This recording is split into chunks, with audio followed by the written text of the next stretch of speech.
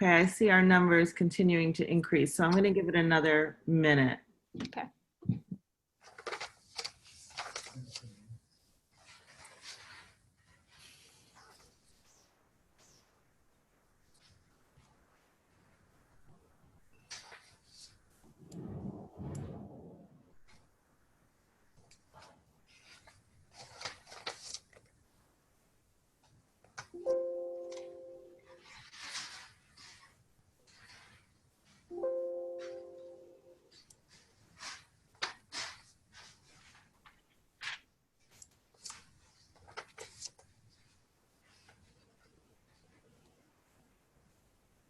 Good morning, everybody. We're going to get started in just a minute. We're going to just give everybody another minute or two to sign on.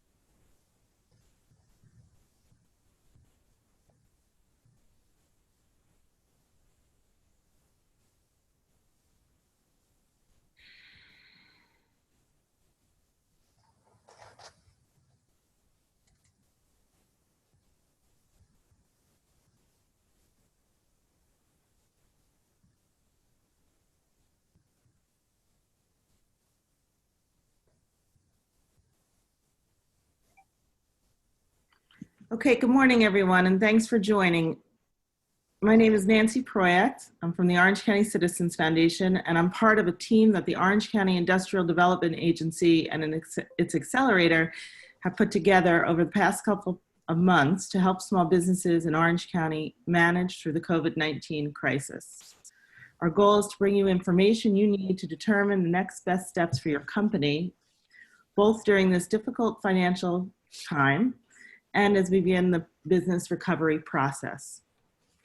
This is our fourth webinar in a series that the IDA is hosting. All of our previous webinars can be found on the IDA's website, ocnyida.com. There you can find a link dedicated to COVID-19 business recovery, including these webinars, information about federal funding, job opportunities, and more. As a sneak preview, next Thursday's webinar will focus on new guidance coming out from the federal government on the Payroll Protection Program and how to take steps to help ensure the loan you may have received remains a forgivable loan. We hope you'll join us for that. But now for today's topic, we're going to be discussing guidance for reopening New York's businesses, human resources, and employees. We're fortunate to have Ed Kowalski from Ethan Allen Human Resources Services with us to cover this topic. Ed is Director of Human Resources for Ethan Allen. He joined the company in 2010 to oversee the extensive area of human resources management for Ethan Allen's internal staff and client employees. Prior to joining Ethan Allen, he was Vice President of Human Resources for Accelerate HRO. Ed has over 23 years of experience managing HR functions, including labor relations, employee and organization development, compensation risk management, and benefit plan design. Ed is focused on the representation of employers in state and federal labor and employment matters and other issues affecting the workplace. In addition to having extensive experience representing management in all phases of litigation, a significant portion of Ed's practice is devoted to counseling and training management and human resources professionals on the best practices for reducing risk, avoiding litigation, and maintaining a productive workforce. Ed is a past member of both the Putnam County Mediation Center and Society of Human Resource Management, and has served as an advisory panel member for the U.S. Congress Committee on Immigration Reform. Ed works, as I said, for Ethan Allen Human Resources. Let me briefly introduce you to that company. Locally owned and operated, Ethan Allen HR Services provides leading human resources support to Hudson Valley businesses and is part of Ethan Allen Workforce Solutions, the largest full-service staffing and recruiting agency in the Hudson Valley region. Founded over 50 years ago, Ethan Allen has evolved to provide a full range of workforce support to today's Hudson Valley businesses. From expert human resources solutions to recruitment process outsourcing, temporary staffing, and direct placement. Before I turn it over to Ed, I'd like to remind participants that you can ask questions by typing in the Q&A dialog box. We'll get to all the questions we can during our time today, but if we don't address your topics during the webinar, we'll follow up with you after the event. Ed, ready to go? Nancy, I am. Thank you very much for that very thorough introduction. And thank you very much for the folks who are joining us today. It has been, as everyone knows, a roller coaster in terms of being able to deal with the issues that this coronavirus pandemic has created. The presentation that I'm going to be walking through today is aimed at what employers need to be thinking about as we get closer to seeing a reopening in New York State. Now, one of the things, Nancy, if you could just advance the slide, please. As I said, we're going to be covering what to consider as your businesses think about reopening. We're going to also be talking a little bit about some of the liability risks that are associated with this pandemic in terms of being able to protect your businesses, your employees in regards to this situation. We're going to be talking about HR, human resources, COVID-related liabilities, and I'd like to be able to save some time for questions that Nancy and I will field and attempt to be able to answer. Next, there you go. This is a blurb from a Wall Street Journal editorial that I read a couple of weeks back that I thought was that I thought bear repeating and being an introduction here. It was written by, the article was an editorial written by Evan Greenberg, who is currently the CEO of Chubb Insurance. And he talks a little bit about what the next big potential liability is for organizations and businesses as we begin to reopen and come out of this particular situation. The reality of it is, folks, there will be litigation that is going to be promulgated on both the human resources side as well as on the liability side. And to that end, what we need to be able to do is think about ways of being able to mitigate against that. And that's what this presentation is hoping going to be able to do and leave with you folks. One of the things that I've been drilling into our clients here is that the importance of being able to have current and up-to-date handbook policies, specifically not only to be in compliance with the FFCRA or the COVID-19 related legislation, but to also be able to take a look at other things that may be happening in your workplaces that didn't happen before. For example, the whole increase of being able to allow employees to work remotely and telecommute. These are things that really should be memorialized in written policies and procedures, and more importantly, need to be communicated.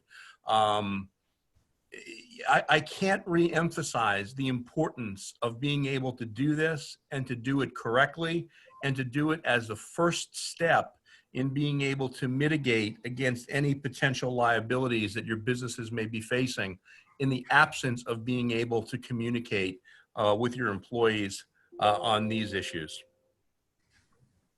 Next slide, Nance. Again, The documentation process through this situation is so important, not only for the issues that I just brought up, but the issues pertaining to documentation for individuals who have been out on COVID-related leaves. If you are working with a payroll vendor, if you are doing your own payroll, there, as you know, the FFCRA provides that employers may recapture benefits paid toward either emergency paid sick leave or expanded FMLA protections through a refundable tax credit applied against the employer's federal insurance contributions, or FICA. This slide provides a little bit of a summary in regards to what the eligible employees under FFCRA can receive. And it's important to be able to make sure that the vendors that you're currently using to provide payroll services, or if you're doing payroll in-house, that any employee that has taken any benefits provided by the FFCRA, it needs to be coded properly and it needs to be kept so you can, so your businesses can recoup those credits. As of right now, New York State's order Governor Cuomo's current stay-at-home orders are set to expire on May 15th. What does that mean? The governor has outlined safety precautions that each business must put into place upon reopening to help lower and mitigate the risk of spreading contamination. Businesses in New York State will be required to either adjust workplace hours and shift designs as necessary to reduce the density of the workplace, to enact social distancing protocols, to restrict non-essential travel for employees, to require all employees and customers to wear masks if in frequent contact with each other, to implement cleaning and sanitation standards, procedures, to enact a continuous health screening process for individuals who are going to be entering your workplaces, to continue tracing, tracking, and reporting of cases. And here's a sort of nebulous one that just sort of was snuck in at the last minute, to develop liability processes. I wish I could have more of a definition for you in terms of what that means, but I don't have that just yet. But that's the backdrop against which you're going to need to be thinking about for your own individual operations to ensure that protocols are in place and policies are in place to make sure that you can have a safe opening. Next slide, Nancy. This is the most recent Center for Disease Control guidance pertaining to cleaning and disinfecting public spaces, workplaces, businesses, schools, and homes. It is just basically provided to you as a reference point. Next slide, please. Ed, I just want to remind participants that these slides will be available on the Orange County IDA's website after the presentation, so people don't feel like they have to suck all this information in and memorize it. You don't have to take steno to be able to make sure you're capturing all this stuff, folks. Thanks, Nancy. The CDC recommends not reopening unless you can answer yes to all of the following questions. Are you in a community no longer requiring significant mitigation? Will you be able to limit non-essential employees to those from the local geographic area? Do you have protective measures for employees who are at higher risk? Are you providing teleworking? Are you providing a situation that is an accommodation to individuals who don't necessarily want to continue or want to come into your workplace? We'll get into that a little later on in the presentation. Again, common sense measures. What safeguards should you be looking at, and what safeguards should you be implementing is summarized here. The most important thing to do in terms of being able to take these guidelines is being able to memorialize how you're going to be implementing each and every one of these in a policy that is communicated to your employees, which should be acknowledged by your employees as well. Again, this is a monitoring protocol. What should you have? Again, common sense measures. Sick employees should stay at home. Um, Establishing routine daily employee health checks. This is an interesting point insofar that the EEOC has recently issued guidance that allows employers to take the temperature of individuals who are reporting to work. And if that temperature is over 100.4, those individuals should be sent home. Now, we're going to talk a little bit about what that means in terms of employees who might refuse to have their temperatures taken. And we're going to talk a little bit about that later on in the presentation as it relates to being able to make sure record keeping is kept in a separate and an apart way. Because, I mean, taking of a temperature, as crazy as it sounds, is basically performing a medical examination. And there are guidelines specifically from OSHA and the EEOC that actually require, and New York State Department of Human Rights, that actually require employers not only to train individuals who are doing this, but to also maintain the confidentiality of those records. Next slide, please. In terms of thinking about who should return to work, you know, again, it's based upon business need and in compliance with ongoing restrictions regarding limitations of operations to essential businesses. I wish there was more definitive guidance from the governor in terms of what he's trying to be able to do. As of right now, he's issued a priority industries list for reopening. Phase one is our businesses that will be subjected to reopening immediately after May 15th if the order is lifted.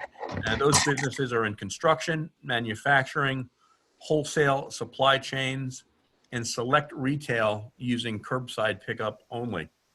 Phase two is defined as professional services, finance and insurance, retail, administrative support, real estate and rental leasing.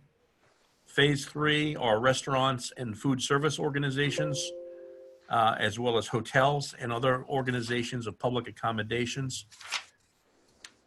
And phase four are arts and entertainment and recreation and educational institutions. Now, right now, the governor's also put into place by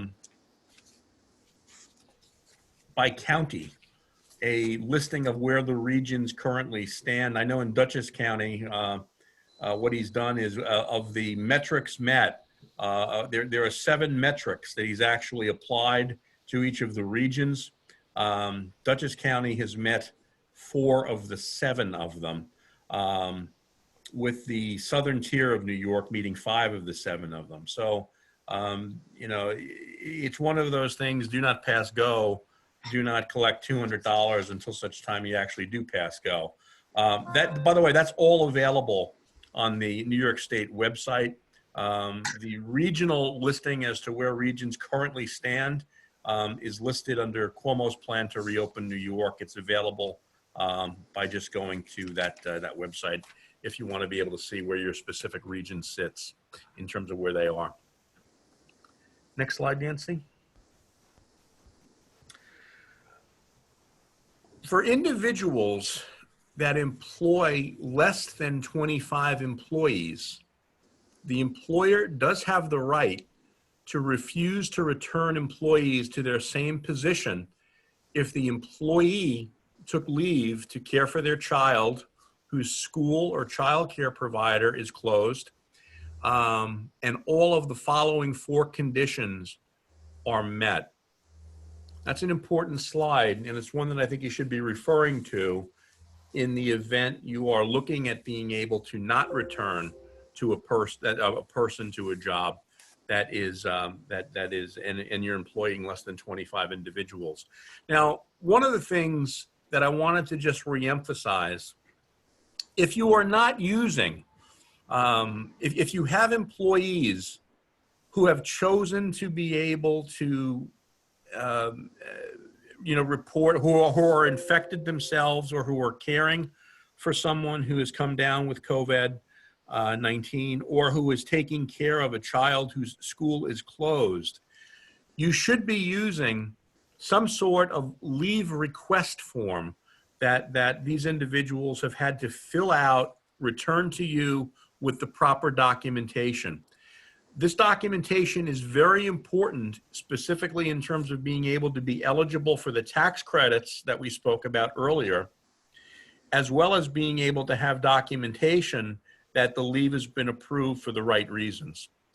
If you do not have such a form, please feel free to contact me. We can get you a template to be able to provide that to you. And I think my contact information is a little later, is down in the slide, but if not, I'll give it to you before we sign off for this presentation. Next slide, Nancy. Some of the things that have changed from a federal government's perspective pertain to the hiring of employees. These are some of the conditions that the hiring of new employees in your businesses after the stay-at-home orders are lifted and businesses start to reopen, it allows you to consider doing things a bit differently without suffering a penalty. More importantly, and the most important thing specifically in terms of what the federal government has done pertaining to hiring or onboarding new people, is contained in the next slide. The I-9, the federal government has issued some flexibility for companies to be able to use or to augment or to change how they're actually documenting individuals' eligibility to work in the United States. So employers now can inspect Section 2 documents, either the passport, the identity documents, the employment authorization documents, remotely as opposed to seeing them in person. It just requires that in the I-9 form that I'm sure everyone is familiar with, that the COVID-19 designation be listed as in the additional information section. Next slide. Again, same thing there. Once normal operations resume, again, the process of being able to, or the requirement, I should say, to review documents within 3 business days is still in place, but you need to be able to, if you're looking at documents remotely as opposed to having somebody come in, you just need to be able to write down documents physically examined with the date of inspection on the I-9 form. What employee guidelines will be required? Again, this is sort of augments, if you will, what the safety precautions that the governor put into place are. Social distancing rules, employees should acknowledge receipt of the rules, training supervisors on how to enforce social distancing rules, and then requiring employees to be cognizant of personal hygiene at specified frequencies. Should all be things that you should consider in being able to issue some sort of written documentation or policies as your business is open. How do you social distance in the workplace? Well, again, these are just some suggestions in terms of being able to look at your specific work sites and work locations.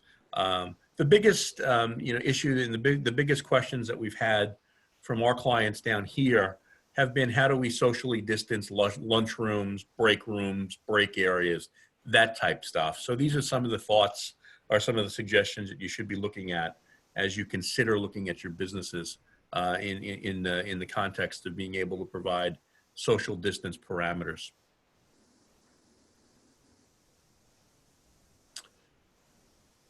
We're going to be talking a little bit about screening, specific to testing in the workplace. As I said earlier, the Equal Employment Opportunity Commission has approved the following screening mechanisms to be able to screen your employees as they're coming to the workplace environment. You can ask an employee who is entering the workplace about any symptoms that they may be having that are associated with COVID-19. You can, for example, ask an employee about fever, cough, shortness of breath, loss of smell or taste, as well as any other problems that they may be experiencing. You can, as I said, acknowledge a COVID-19 test before permitting employees to enter the workplace without running afoul of the Federal Americans with Disabilities Act. That being said, the most non-invasive test that employers have begun to use or looking at being able to use is the temperature screening. And that goes into sort of how to be able to do that. And there's a couple of different ways of being able to do this. We've had clients who've actually have trained supervisors to use those forehead scanners. Apparently there are some infrared scanners now that allow the examiner to be able to maintain a safe distance from an individual whose temperature is being taken. That may be something that you want to be able to take a look at. The second issue is being able to,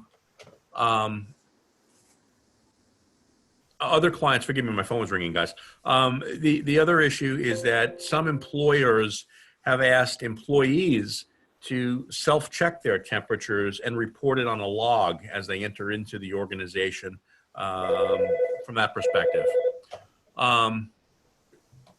So those are all different kinds of ways of being able to think about testing in the workplace. Next slide, please. The CDC has made some recommendations in regards to asymptomatic and pre-symptomatic individuals who might be considered contagious and who could spread the disease while interacting in close proximity, speaking, coughing, and or sneezing, if you will. The CDC has gone on record to, in effect, say that wearing cloth face masks in public settings where social distancing is difficult to maintain is required.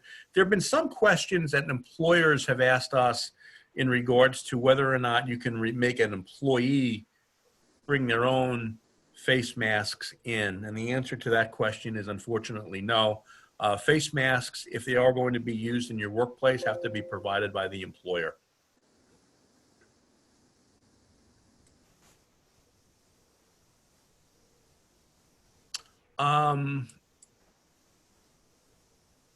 Here's where we start transitioning into some of the potential liabilities that might be, that we as employers might be looking at. Employer safety challenges from face masks. Under OSHA, under Occupational Safety and Health Act, employers have a general duty to provide a workplace free from recognized hazards. Employers can ensure compliance with this by being able to carefully track the Center for Disease Control recommendations.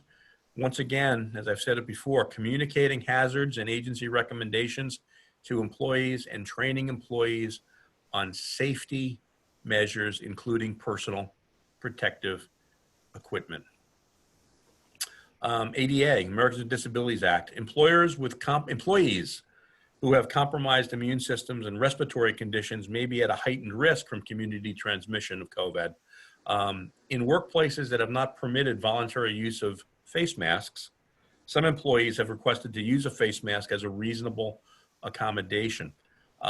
Employers, again, as any request from an employee specific to any kind of a reasonable accommodation request, employers are obligated to engage in what we call the interactive process to be able to make sure whether or not a determination whether a face mask is a reasonable accommodation can be used or cannot be used. An example of where it shouldn't be used, if the face mask presents a direct threat to the health of that employee or an entanglement hazard. We had a situation with an employee at a client company where the employee wanted to wear, the employee has asthma, and the employer was requiring, based upon close proximity of the workforce, was requiring the employee to wear a face mask. And she said, listen, I've got asthma. The face mask is impeding my ability of being able to breathe. I don't want to wear it. And in that particular instance, she was required to be able to wear it because there was no other accommodation that could be made. So these are the kinds of things that you need to be thinking about because it's not just as easy as being able to say all employees should wear a mask, all employees shouldn't wear a mask. Whistleblowers. There are potential for individuals to bring claims of retaliation under the OSHA Acts if they're not allowed to wear a face mask or are sent home for refusing to wear a company-provided face mask. It's very important that you know that employees don't have the right to walk off a job or refuse to attend work entirely on account of a safety concern once the employer can demonstrate that it has a program in place to protect the employees against any potential hazards. So if you are going to be implementing, due to social proximity in your workplace, face mask policies, you need to be able to, again, make sure that your employees understand why and where they're being implemented and where they're being required to use. This is an interesting situation that we spent a lot of time with in terms of putting this slide together, because it's got implications that are beyond just the safety aspects of the personal protective equipment issue. It actually impacts, if you will, the Fair Labor Standards Act. Now, as many of you know, your workforces consist of either exempt or non-exempt people, meaning a non-exempt is a person who is paid hourly. A salaried individual who is considered an exempt individual is paid a fixed rate regardless of how many hours he or she works. Now, this slide attempts to be able to bridge both worlds, if you will, the PPE requirement, the temperature checking requirement, as well as the FLSA question. So, for example, if an hourly non-exempt employee comes to work without their personal protective equipment that you've actually required them to use and wear, that employee could be sent home for the remainder of the day without pay. If a salaried exempt employee comes to work without the personal protective equipment, you can't dock that salary individual in anything less than a full day increment. Meaning you can't, if I show up to work and I'm an exempt employee and I forgot my personal protective equipment, I can go home, it'll take me an hour to be able to get it. You can't dock my pay for an hour. You could dock my pay for a day, but you can't dock my pay, my pay for an hour. So that's an important consideration. This also is an important consideration specifically in regards to whether or not you've allowed people in your various operations to work from home. Because we have seen, and there has been a tremendous amount of case law written on individuals who are working from home and who are putting in ungodly amounts of hours and are not being paid for it. Again, it dependent upon whether or not you're allowing a non-exempt person to work from home. It is important that you, we recommend, and this is again another template that we can provide you, if you are providing work from home situations, we strongly recommend that anybody requesting a work from home situation, or if you are requiring a work from home situation, that be brought out in almost an application in regards to being able to have the employee sit down, fill it out, or you fill it out for the employee, that lays out the parameters under which you're expecting them to be able to work from home.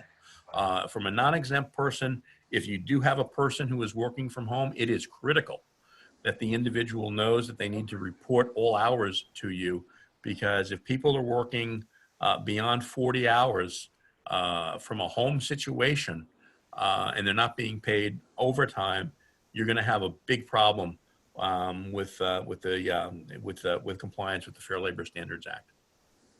We're going to get into that a little bit later on in the presentation. Again, I think we spoke a little bit about this. Can an employer screen an employee's health? The answer is yes. This is, again, the bullets that just sort of support, if you will, what I was speaking about in terms of what you can do and what you can't do. Like I said, the easiest thing to be able to do is measuring employees' body temperature, with the magic number being anything over 100.4. indicates there's some sort of infection going on, and because of that, they need to be able to be sent home. Next slide, rather. Again, if the employee refuses to consent to testing, we have seen this actually in a couple of instances last week. If the policy is that an employee cannot work on site without submitting to health testing, you as the employer can bar the employee from work. Again, paying close attention to that distinction for non-exempt personnel as well as exempt personnel. Again, a common sense slide. How do we protect your employees who are conducting the screenings? Here's a little picture of that radar gun that I was talking about earlier that allows, I think, a 6-foot distance between the examiner or the device and the individual who is who's taking the temperature. Right? Temperature collection has come a long way since I was a kid, boy, I'll tell you that. So that's generally what people are using these days. Next slide.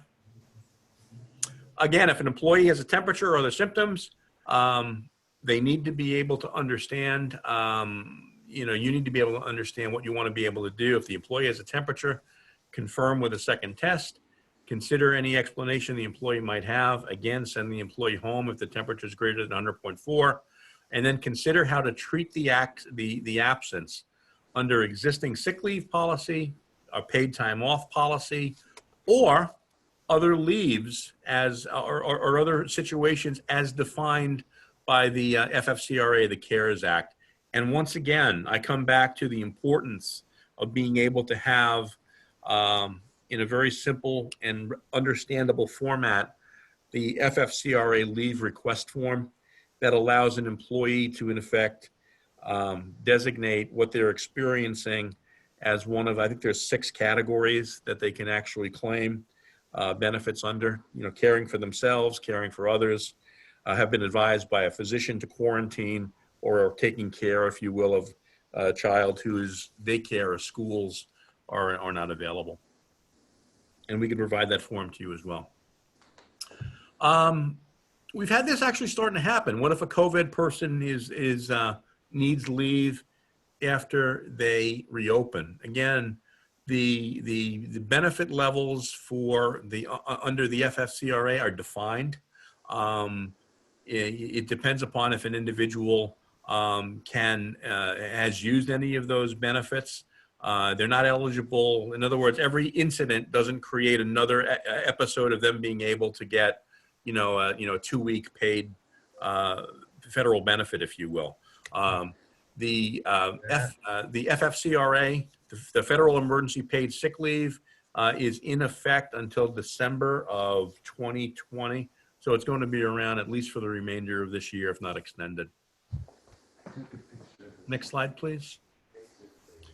Can you screen visitors to the workplace? One of the things that I wanted to spend a little bit of time with, on this issue is whether or not there is potential liability to your organizations by allowing individuals, and what are the potential claims that could come in from beyond your employee group, meaning, are there exposures that a customer, a vendor, or another third party can make application for against your business if you're not screening them? We're going to talk a little bit later on in the presentation about how important it is to be able to understand policies and communicate policies to your non-employee populations, your customer populations, as well as how important it is to be able to understand what type of liability coverages and insurance programs you have to be able to protect and guard your businesses against premises liability issues, negligence-based claims liability issues, as well as State Consumer Protection Act and claims for misleading advertising or misrepresentation claims. Now, what do I mean by that when I say that? When I say, if you're putting forth an advertisement or a poster or even a statement that your business has been, disinfected, that your business is disinfected on a weekly schedule. You really need to take care to make sure that there are no assertions that you're making to the public that are not true, or that perhaps maybe would be considered exaggerated. So that's an important consideration. And it's one that a lot of employers don't really think of in terms of being able to treat their customers or to treat visitors to their workplace as a potential claim. But we're in a lot of uncharted territory with this situation, and we've been taking the time to explain to our client base what they need to be able to think about, not only from a policy perspective for their employees, but from a policy perspective in terms of how their businesses should be running, and how they're protecting, if you will, the public from the public, so to speak. So we'll talk a little bit more about that later on. Can employees continue to work remotely? We've had a lot of questions coming in from clients who've said, well, we're reopening, or we want to consider reopening, and we have had people work from home. We don't want to be able to have them work from home now. Can we bring them in? Yes, as an employer, you certainly have the right to be able to ask the individuals to come in and resume his or her work job at your location. Now, some employees may request to continue working remotely, and here's where there's a potential pitfall. You could run into into foul territory here if the requests that are being made. Well, look, I'm established now at home. I feel safer working from home. I want to continue working from home.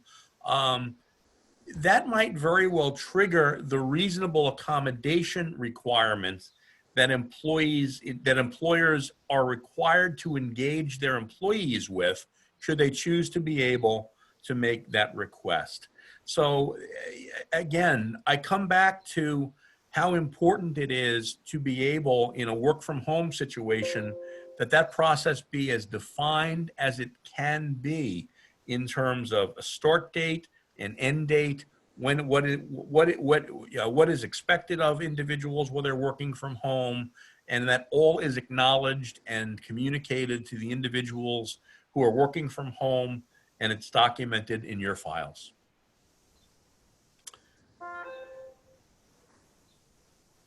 The other issue too to consider that this is almost another topic that we could probably speak for hours on with an IT resource. Working from home brings up a lot of other considerations, specifically in terms of employees who are accessing servers on a remote basis, considering other issues in terms of being able to guard your organizations against possible incursions into your system by virtue of the fact people are remoting into your system. So these are all things that really need to be taken into account when you either are going to be allowing people to work from home or continuing to be able to work from home. Data privacy and data security are of paramount importance.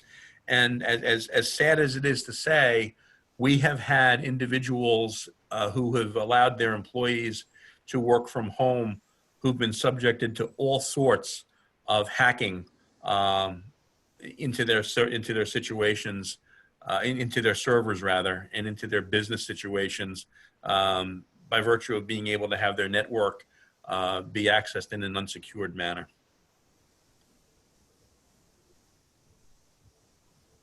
Again, this is just a reemphasizing, if you will, of making sure that in a work from home situation, all applicable federal, state, and local wage laws are being adhered to, that hourly employees are paid for the time that they're working, and that salaried exempt employees are paid for full days in which they're engaging in work.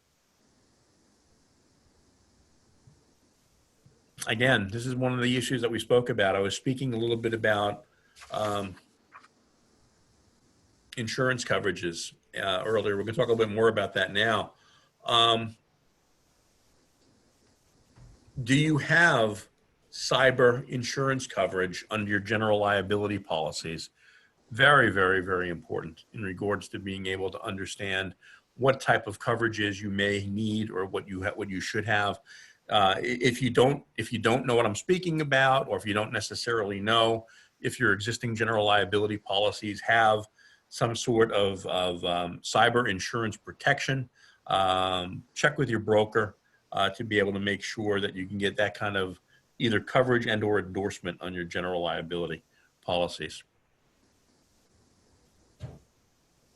Again, these are the issues that I spoke about earlier from vendors, customers, and third parties. These are all, again, questions that are very reasonable and should be asked of your broker to be able to make sure that in situations that may be occurring as your business opens up again, and as long as this pandemic is continuing, you want to be able to understand what your premise liability statutes are.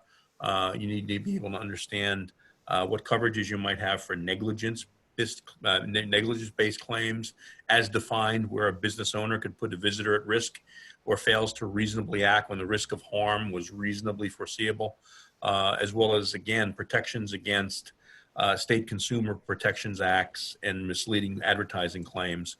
And as I said earlier, if you're advertising that you're taking precautions to protect your customers, make sure that it's factually accurate. In regards to the potential future HR-related COVID claims, like I said, I mean, I think we're probably about 6 months to a year out of being able to see all sorts of challenges on the employment practices liability side, specific to how businesses have handled this. That goes back to what Evan Greenberg wrote, that I think a lot of people have, because of the horrific nature of what we've been subjected to, and the veracity in which this virus has taken over various workplaces and regions. I think a lot of companies and a lot of businesses have made some very, very quick and well-meaning decisions that I think, unfortunately, might be exploited. And I think the important thing and the takeaway on this situation is make sure that you understand what coverages you have specific to employment practices liability coverage. That's an important coverage to be able to have for anyone who is engaged in business with any sort of population, an employee population. These potential claims can be coming in from, they could be OSHA-related, Occupational Safety and Health Act. They could be FLSA related claims, and they could be Title VII claims. Title VII is being defined as individuals who feel that they may be targeted in the workplace, either by employees or by employers, because there's a perception that these individuals are believed to be from countries where COVID-19 perhaps originated. So these are all things to be aware of, and I think the only protection that I could ask you guys to really be very diligent about is understanding what coverages you have on either an existing employment practices liability policy, or if you need to be able to get employment practices liability coverage. It is very much an important coverage. And again, the same type thing, Americans with Disabilities Act. I mean, that is a, we are seeing a lot of claims that are ADA driven that all revolve around an employer not engaging in the interactive process. A lot of times people, pre-COVID, a lot of times employers think that it is an employee's obligation to initiate a request for an accommodation. While that is absolutely, true, we've had, particularly in New York State, we've had clients who have been penalized by the New York State Division of Human Rights and certainly by the EEOC for failing to engage on their part in engaging in the reasonable accommodation conversations. Anything related to anybody requesting an accommodation for ADA really needs to trigger, or that triggers an employer's obligation to make sure that they're engaging in that interactive process with the employee and are engaging in documenting that type of situation. FMLA is a situation where that one day, I'm sorry, that's a Wisconsin family medical leave. It should say New York. So FMLA situation, again, is a situation where in the context of COVID, expanded FMLA protections are offered for an individual who is taking care of a child whose school is closed and or whose daycare provider is not open. Now, interestingly enough, there have been a couple new developments in that particular leave, insofar that if the individual's children are above the age of 14, okay, generally speaking, that FMLA coverage is not approved unless the employee can demonstrate that that individual over the age of 14 has got some other special needs associated with that would not allow that child, that would allow, or that requires the individual daycare, the individual parent rather, to provide that type of stay-at-home coverage. Workers' compensation, there have been some new developments specifically in regards to being able to make some determinations in regards to whether COVID-19 is a work-related injury that needs to be reported. There's going to be further guidelines coming out on that. At this point in time, I would advise anyone who's got an individual who's reporting a COVID exposure at work to definitely report it to their comp carrier, whether you're insured through the New York State Insurance Fund or a private carrier. It's important to be able to have the comp carrier investigate that so you don't run afoul of being able to be accused of non-reporting the situation. Next slide. Again, this is just nothing more than a summary. Know the scope of your insurance coverage. Follow federal, state, county, and city guidance on conducting business during this time. Train and document on all issues that I've spoken about. If that's the one takeaway, guys, that you leave from this presentation, I feel I've done my job. Next slide. Questions? Okay, Ed, thank you so much for that presentation. That was really thorough and easy to relate to. I learned a lot, and I'm sure our participants did as well.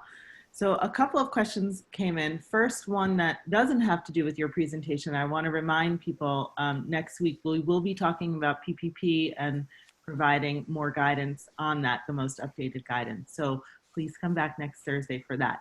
Nancy, if I could just interrupt one thing on that, and I'm not a PPP expert, nor do I profess to be. Okay. But I would like to just add one thing right now that's very, very important.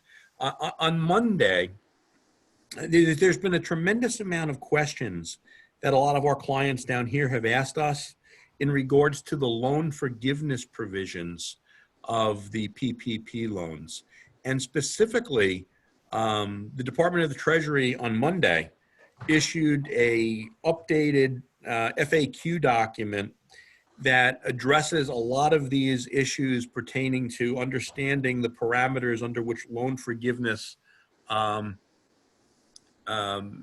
is triggered. But one of the important things that I wanted to just talk about is that a lot of clients right now are struggling with, I have furloughed a number of individuals, and now with my business thinking about reopening, now that I'm preparing my business to reopen, what do I do with individuals that I want to be able to bring back? Now, we didn't talk at all about this whole issue with unemployment. You know, the sad reality as to what's going on here is with the augmented, enhanced unemployment benefit, the reality of it is there are employees who are earning more money now on unemployment until July 31st than they would have been if had they continued to work or if they weren't furloughed or laid off. Right. What makes it even more incredible, without sort of sounding political here, but New York State's Department of Labor has recognized that an individual who is leaving a job for COVID-related reasons is eligible to collect that particular benefit. Now, one of the things that this FAQ document that the Department of Treasury, which is a federal summarization or some federal clarification, is that if you have individuals that you're thinking of bringing back in preparation for your business to open, whether or not those individuals, and if you've taken about a PPP loan, whether or not those individuals would be excluded from the loan forgiveness or included as part of the loan forgiveness. And what this FAQ document has specified is that in order for an employer to qualify for the exemption, the borrower must have made a good faith written offer of rehire, and the employee's rejection of that offer must be documented by the borrower. The FAQ further states, and this is important, that employees who reject offers of reemployment may forfeit eligibility for continued unemployment compensation.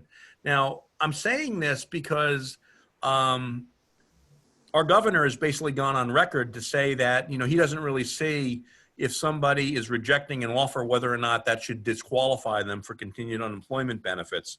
The federal side is saying that it may disqualify, but may disqualify individuals for further collecting unemployment benefits. The important thing to do is, if you are considering bringing anybody back, I strongly recommend that you actually do so in writing with an individual who is then given the choice of being able to say, I don't want to come back. And that documentation should be maintained. And once again, if you need a template letter that we've written one, if you need that, just contact me. We can send it out to you. But it's very important. So I don't want to steal your next webinar's presenter on the PPP loans thunder, Nancy. But I thought that was important to mention. No, Ed, I really appreciate that. We've been getting a lot of questions about that. And I know that a lot of the businesses that we're working with are scared to use the loan that they may have received. Right. They're not sure exactly how they'll be reimbursed. So thank you. I'm sure that puts some minds at ease at the moment. We have a question about if I didn't have an employee fill out a leave form at the start of the pandemic, can I have them do that now? Can I Yes. see it retroactively? The answer is yes. Okay, great. And then I have a question about talking to people about hygiene. So it's sensitive to talk to an employee for wearing too much perfume, for instance. Mm-hmm. How would you recommend we have hygiene conversations without employees dipping into tricky harassment territory? Upfront, blunt, and candidly. That's the best way you need to be able to do it. I think those kinds of situations can indeed be tricky and are subjected to all sorts of "why you're picking on me," type situations. I recommend that any employer have that conversation in a witnessed capacity. If you have yourself an assistant manager or a supervisor, those questions are always best, and those situations are always best being addressed in a situation where your conversation is being witnessed by another party. Okay, great, thank you. Quick question about hair salons. One of our participants asked, early on in the presentation, you mentioned that Governor Cuomo had some phases of which businesses could open when. Do you happen to know where hair salons fall into that? I wish I did know. I'm in desperate need of a haircut. I want to say it's either in phase 3 or phase 4. It's not specifically addressed per se. Restaurants and food services, hotels and accommodations are phase 3. Phase 2 also has a retail provision. I don't know, Nancy. We're going to need to get further guidelines from Albany on that. Yep, we'll do some research and try to get back to our asker. Okay, and one more question, Ed. Can you go over again what employers should do if an employee refuses the temperature check? You can send them home, and I mean, at the end of the day, if an employer has a right that has now been supported by the EEOC, the federal government, to be able to protect their workplace by implementing this on a uniform basis. If an employee is refusing to be able to do it, they don't, they're forfeiting their right to enter the workplace on that particular day. Okay. I realize I'd missed a couple of questions here, so I know I said one more, but I didn't scroll down enough. So if we have an employee who already used the 80 hours of sick time under the CARES Act and now is requesting to stay home to take care of her 9-year-old, does she qualify for FMLA or PFL? PFL. PFL. Okay, great. Thank you. Should clients sign a waiver upon entering to not hold business liable if they become ill after they visit? It's a great idea. It's 100% non-enforceable. Okay. It really wouldn't be worth the paper it's printed on. So nothing like that would hold up in court or anywhere really, right? No. Okay. Back to PPP for just a moment. Maybe you can answer this. If not, we will address it next week. Can we hire a new employee to help ramp up with opening again? And now, and will the PPE loan be able to be used towards it? I believe the answer is yes, but we can look into that. Can we hire a person now? A new employee, right? Nancy, I'm going to have to research that. I don't, off the top of my head, I would say yes, Yeah. but there are certain provisions that the PPP require specific to, an 8-week period beginning and ending. And when I want to reserve the right of getting back to that individual. If you maybe just capture the person's contact information, I'll look into that. Absolutely. I think those are all the questions that we have. Thank you again, Ed, so much for... I'm sorry, Nancy, this is Laurie. One just came in, so I don't know if you wanted to just scroll down a little bit more. Oh, thanks, Laurie. Sure. If an employee has been traveling out of state during the shutdown and is now called back to work, can we require them to self-quarantine for 2 weeks before they begin working in the office setting?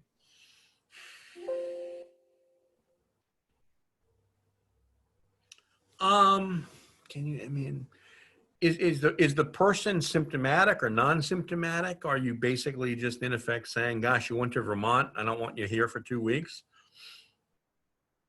It's got some PPO, it's got some PTO implications on that question, Sandra. I don't,